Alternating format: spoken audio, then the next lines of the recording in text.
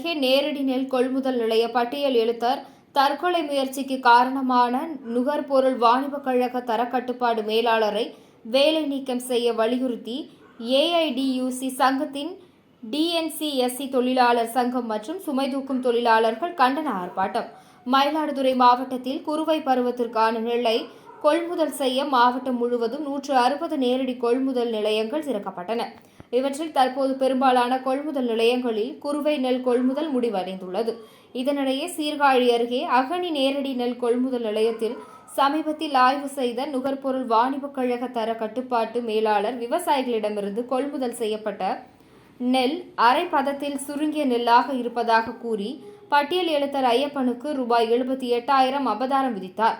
இதனால் மனமுடைந்த ஐயப்பன் பூச்சிக்கொல்லி மருந்து குடித்து தற்கொலைக்கு முயன்றார். இந்த சம்பவத்துக்கு எதிர்ப்பு தெரிவித்து இன்று மயிலாடுதுறை சித்தர்காடு நுகர்பொருள் வாணிப கழக மண்டல அலுவலகம் முன்பு ஏஐடியூசி சங்கத்தின் டிஎன்சிஎஸ்சி தொழிலாளர் சங்கம் மற்றும் சுமை தூக்கும் தொழிலாளர் சங்கத்தினர் கண்டன ஆர்ப்பாட்டம் நடத்தி ஐயப்பனின் தற்கொலை முயற்சிக்கு காரணமான தரக்கட்டுப்பாடு மேலாளரை வேலை நீக்கம் செய்ய வேண்டும் என வலியுறுத்தினர்.